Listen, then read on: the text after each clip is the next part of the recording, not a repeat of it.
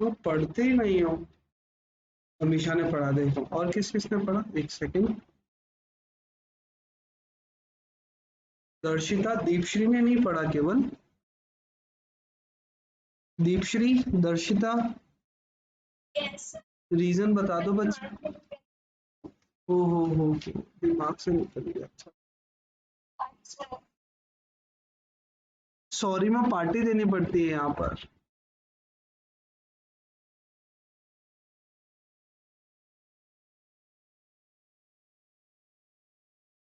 Party का नाम आते ही गायब।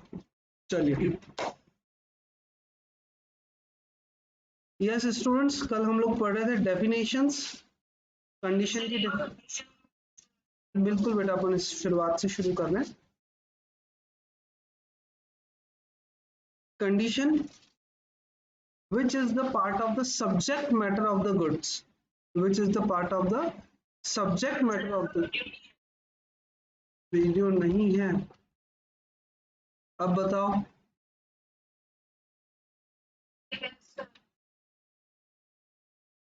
अब है बेटा video. Okay,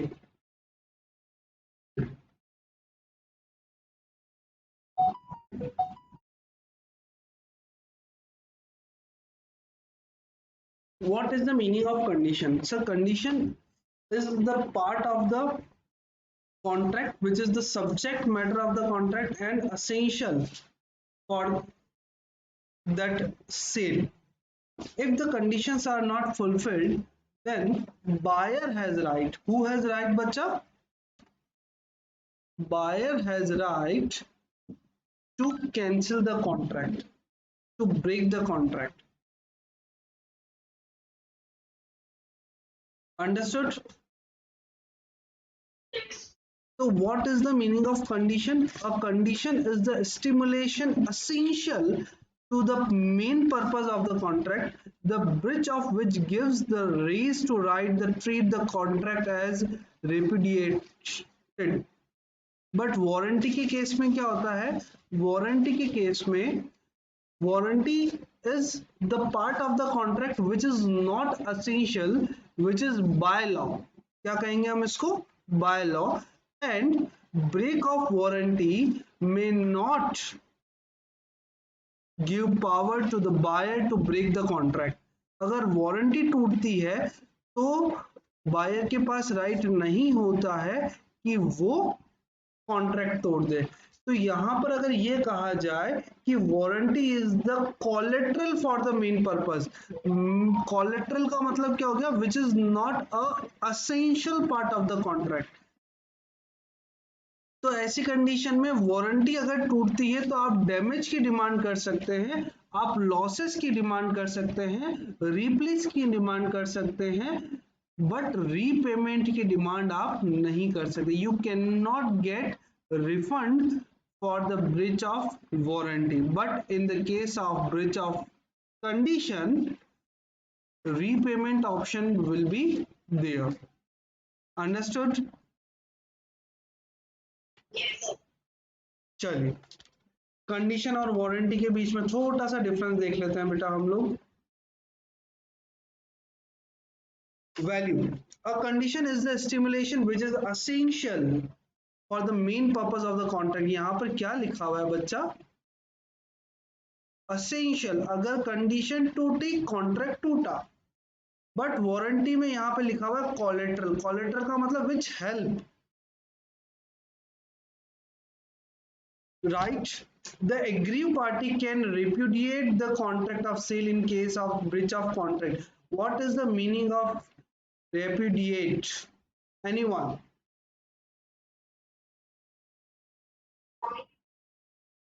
Void. Perfectly. Void. It means any party make voidable, make cancellation of that contract in case of the breach of condition, but in case of warranty, the aggrieved party can claim damage. Can claim damage only for damage, इससे ज्यादा कुछ नहीं मिलना। Treatment, a breach of condition may be treated as a breach of warranty This would happen where the aggrieved party is content with damage only. या इन्होंने clearly कहा है कि ब्रिच ऑफ कंडीशन को हम लोग वारंटी में कन्वर्ट कर सकते हैं. We may convert the breach of condition in the breach of warranty. Sir कैसे? हमने अग्री पार्टी ने ये डिसाइड कर लिया कि भाई हम कॉन्ट्रैक्ट कैंसिल नहीं करेंगे, सामने वाला रिप्लेस करके दे देवे, वही हमारे लिए अच्छा रहेगा. तो that is known as breach of warranty. But breach of warranty cannot be treated as breach of condition. We cannot convert breach of warranty into the breach of condition. Understood? Example दूं क्या?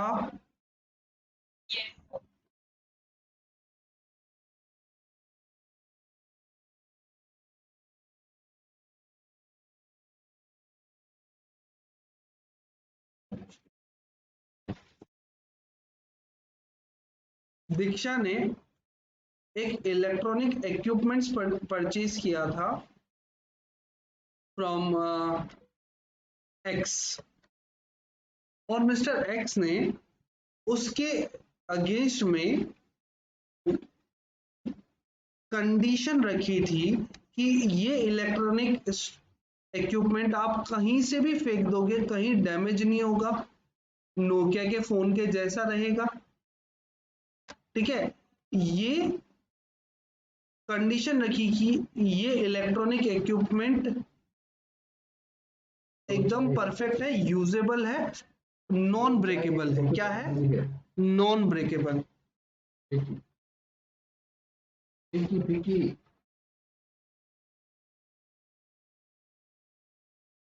दीक्षा उसको लेकर के गई, पर दीक्षा के हाथ से रास्ते में वो टूट गया, नीचे गिरा, और ये अनब्रेकेबल गुड्स जो था वो ब्रेक हो गया, टूट गया.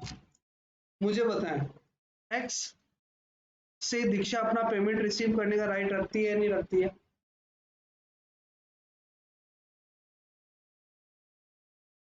बता दो.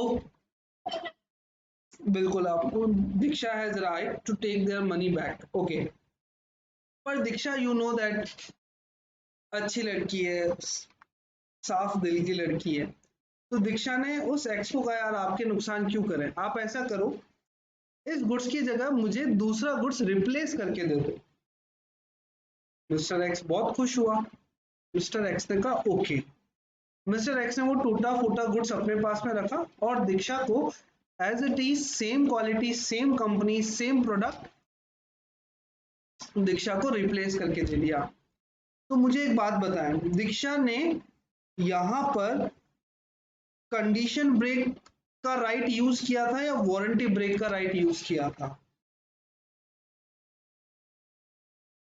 वारंटी ब्रेक का राइट यूज किया था. It means buyer can convert the breach of condition into the breach of warranty.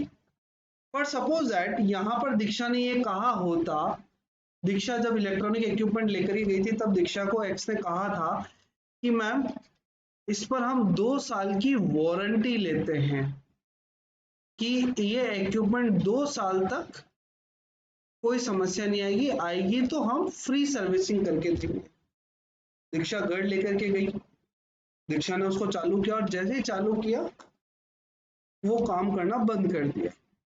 2-5 minute काम किया होगा, फिर काम करना बंद कर दिया. दीक्षा को आया गुस्सा. दीक्षा एक्स के पास गई और वो इलेक्ट्रिक इक्विपमेंट सीधा एक्स के मुंह पे फेंका, बोले चलता नहीं है, मुझे मेरा पैसा वापस चाहिए. क्या यहाँ दीक्षा के पास राइट है कि वो अपना पैसा वापस ले सकती है? क्यों नहीं ले सकती है?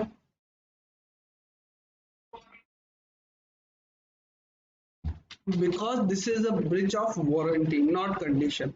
Or in case of breach of warranty,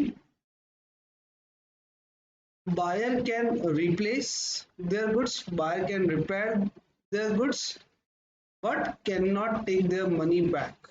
Understood? अच्छा, अब ये नीचे कह रहे हैं वारंटी और कंडीशन दोनों ही एक्सप्रेस भी हो सकते हैं और इम्प्लाइड भी हो सकते हैं। अब आप लोग मुझे बताएंगे इम्प्लाइड और एक्सप्रेस का मतलब क्या होता है। मैंने नहीं बताना है। What is the difference between expressed और इम्प्लाइड?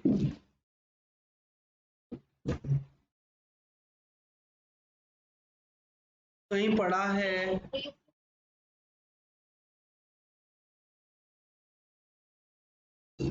एक्सप्रेस का मतलब जो रिटर्न में हो,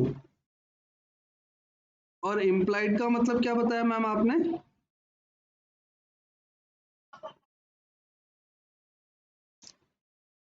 okay, that is the part of contract.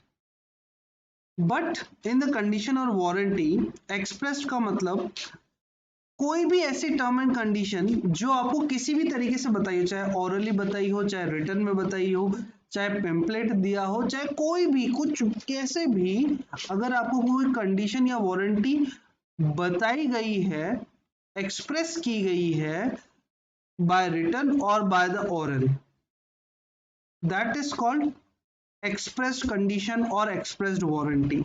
समझ आ गई बात?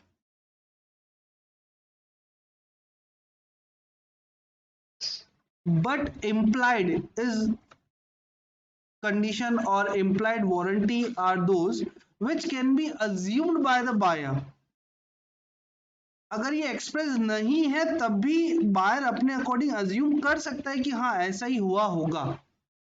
फॉर द एग्जाम्पल, अगर मैंने जब मेरी शादी थी, मैं उसके पास गया था, फैशन डिजाइनर के पास में, मैंने कहा यार एक अच्छी सी शेरवानी सिल दे यार भाई।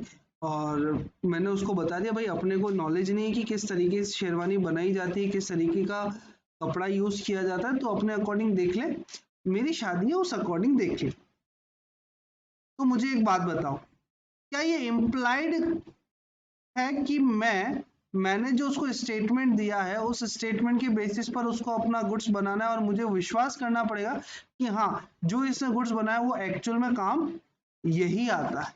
ये इम्प्लाइड है या नहीं है?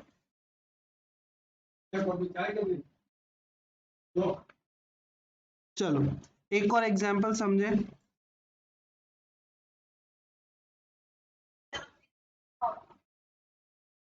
हाँ हाँ हाँ हाँ हाँ, हाँ। दीक्षा, अभी तो मैंने मेरी शादी कराई है। चलो ठीक है। चलो आज मिस एक्स आ जाएगा, कोई बात नहीं, आज मिस एक्स कर लेते हैं, कोई नाराज नहीं होगा। मिस एक्स,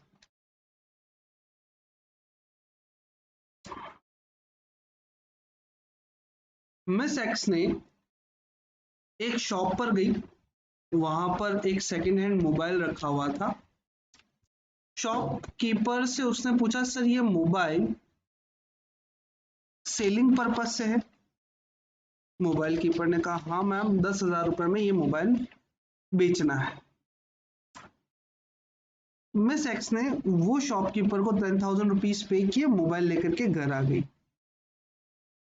क्या मिस एक्स ये अज्यूम कर सकती है कि हाँ जिस पर्सन ने मुझे मोबाइल सेल किया है एक्चुअल ओनरशिप उसी पर्सन के पास होगी?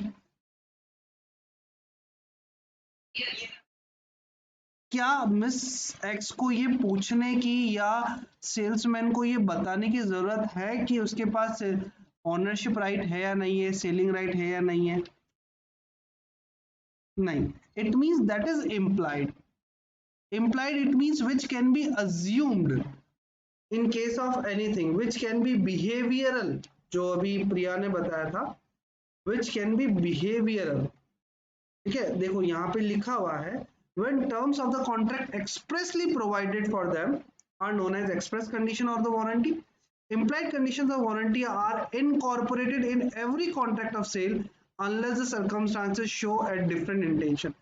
जब तक circumstances different ना हो तब तक जैसा सेल होता है वैसे ही होगा, दैट इज implied। हमें पूछने की जरूरत नहीं है।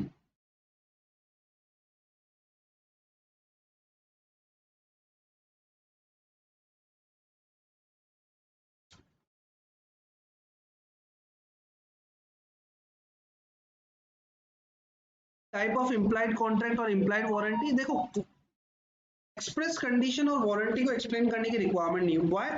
बिकॉज अगर कोई भी चीज बोलकर एक्सप्रेस करके सारी टर्म्स एंड कंडीशन डिसाइड करके अगर कंफर्म की गई है तो इट विल बी गुड। ठीक है, मैंने स्कूटर परचेज किया था,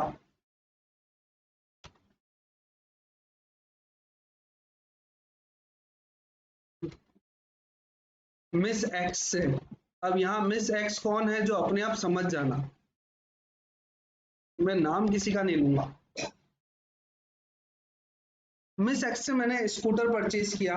at the time of purchasing the scooter miss x ने मुझे सब कुछ क्लियरली बता दिया, सर स्कूटर 5 साल पुराना है, स्कूटर इतने किलोमीटर चल चुका है, इसकी इंजन का एक बार सर्विसिंग हो चुका है, इस स्कूटर से 3-4 बार हम लोग गिर भी गए थे, ठीक है, हाथ पे चोट आई थी, इसलिए हम लोगों को 3rd फ्लोर तक चढ़ने में थोड़ी सी दिक्कत होती थी। और भी सारी टर्म्स एंड कंडीशंस मुझे क्लियर बता दी। मुझे एक बात बताएं, क्या यहाँ पर मुझे पूछने की जरूरत है कि मैम ये स्कूटर आपका ही है या किसी और का है? नहीं है। तो इसका मतलब क्या हुआ कि जो भी बातें स्पष्टतया कही गई है, बताई गई है, वो एक्सप्रेस में चली जाएगी, चाहे वो एक्सप्रेस कंडीशन हो, चाहे वो एक्सप्रेस वारंटी हो। लेकिन जो बातें इनकॉर्पोरेट होती है एवरी कॉन्ट्रैक्ट के साथ, ईच एंड एवरी कॉन्ट्रैक्ट, जब तक हम कुछ स्पेशली नोटिफाई ना कर दे तब तक वो हमेशा रहती, दैट इज इम्प्लाइड कंडीशन और इम्प्लाइड वारंटी। मुझे बाद में पता चला कि जो स्कूटर मिस एक्स ने मुझे परचेज मतलब सेल किया था, उस स्कूटर पर पहले ही लोन चल रहा है। तो अब मुझे बताओ, क्या मुझे ये पूछने की आवश्यकता थी कि ये लोन कहीं से लिया हुआ तो नहीं, कहीं आपने इसको पहले से सेल तो नहीं कर दिया, कहीं सेकंड टाइम तो सेल नहीं कर रहे हो मुझे? मुझे ये पूछने की जरूरत है क्या? नहीं है। तो ये क्या हो गया, ये इम्प्लाइड हो गया। सपोज दैट मिस एक्स जो है वो कहीं पर उनके घर पे पावरी हो रही थी, तो उनको कोल्ड ड्रिंक परचेज करने के लिए भेजा था घर से। उन्होंने एक शॉप पे जाके कहा कि माजा दे दो, 20 बॉटल्स माजा की दे दो। तो मिस एक्स को शॉपकीपर ने सारी बॉटल्स कार्टून में भरी, गोडाउन से मंगाई और as it is miss X को पकड़ा दी। मुझे एक बात बताएं, क्या मिस एक्स को ये अज्यूम करने की पावर है या नहीं है कि हाँ मैंने माजा मांगी तो सारी माजा ही दी होगी? अगर बीच में एक दो बॉटल दूसरी आ जाती है जो नहीं जानी चाहिए थी, अगर वो बॉटल आ जाती है तो क्या उनके पास पावर नहीं है कि वो रिटर्न कर दे और पैसा वापस ले ले? पावर मिलेगी, that is implied, that is implied. जब हमने आपको क्लियरली कहा था कि हमको माजा ही चाहिए तो आपको माजा ही देनी चाहिए थी, आपने दूसरी बॉटल डाली, गलती आपकी है। तो ये इम्प्लाइड कंडीशन इम्प्लाइड वारंटी का पार्ट होगा। बात समझ में आया? So implied conditions are those which the law incorporates with the contract unless the parties agrees to the contrary। अब जब तक पार्टीज के बीच में कुछ और डिसाइड ना हो, कुछ डिफरेंट डिसाइड ना हो, तब तक इम्प्लाइड कंडीशंस हमेशा एग्जिस्ट करती है। Sir title as condition as to title का मतलब क्या हो गया? Title of ownership. हमें ये पूछने की जरूरत नहीं है कि जो गुड्स आप सेल कर रहे हो वो गुड्स आपका है या नहीं। आप अगर मुझसे बात करो कि गुड्स सेल करना है तो मैं ये अज्यूम कर सकता हूँ कि गुड्स आप ही का होगा, that is condition as to title. In every contract of sale, there is implied condition that the seller has right to sell the goods. This is called a condition as to title. If a person sells goods without having title, then the buyer is entitled to reject the goods or can recover the purchase price from the seller. Understood or not? कोई दिक्कत है क्या यहाँ तक? No condition as to description, condition as to sample, condition as to description and sample. मैं अपनी शादी में गिफ्ट्स डिस्ट्रीब्यूट करने थे, तो मैं एक शॉप पर गया, उन्होंने मुझे बताया कि सर आपका जो ये गिफ्ट है वो ऐसा आएगा, ऐसा आएगा, ऐसा आएगा। उन्होंने मुझे कोई पर्टिकुलर सैंपल नहीं दिखाया, उन्होंने सिर्फ मुझे डिस्क्रिप्शन दिया कि सर आप जो बॉटल मांग रहे हो वो बॉटल इतनी ग्राम की आएगी, इतनी बड़ी आएगी, 1 लीटर की आएगी, 2 लीटर की आएगी, जो भी उन्होंने पूरा डिस्क्रिप्शन दिया। मैंने उनको डिस्क्रिप्शन के बेसिस पे उनको ऑर्डर लिखा दिया। क्या मैं ये अज्यूम करने की पावर रखता हूँ या नहीं रखता हूँ कि जो डिस्क्रिप्शन सामने वाले ने दिया है गुड्स उसी के अकॉर्डिंग आएगा? गुड्स अगर दूसरा आ गया तो मैं अपना पैसा वापस लेने का राइट रखूंगा या नहीं रखूंगा? ऑब्वियसली मुझे राइट रहेगा। That is called condition as to description. क्या कहेंगे बच्चा इसको? Condition as to description. कोई दिक्कत? अच्छा, कंडीशन एज टू सैंपल। मैंने गिफ्ट डिस्ट्रीब्यूट करने थे,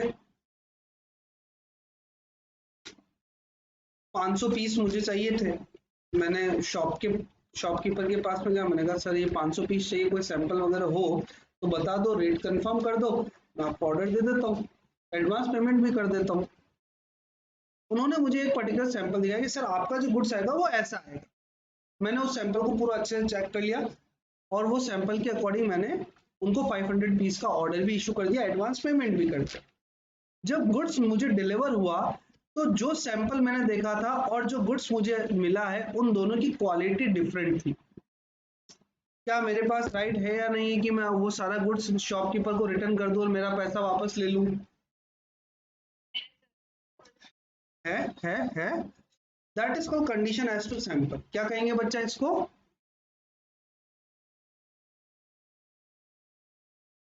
यहां तक कोई दिक्कत है?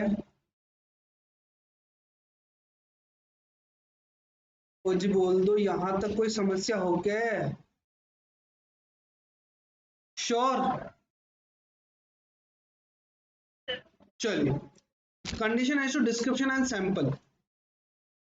मैं शॉपकीपर के पास गया, उन्होंने कहा सर ये सैंपल है, लेकिन आपका जो गुड्स आएगा इस सैंपल से 1% क्वालिटी इंक्रीज करके आएगा। इसकी बॉटल का कलर इसमें तो ये दे रखा है सर, पर इसमें बॉटल का कलर डिफरेंट आएगा।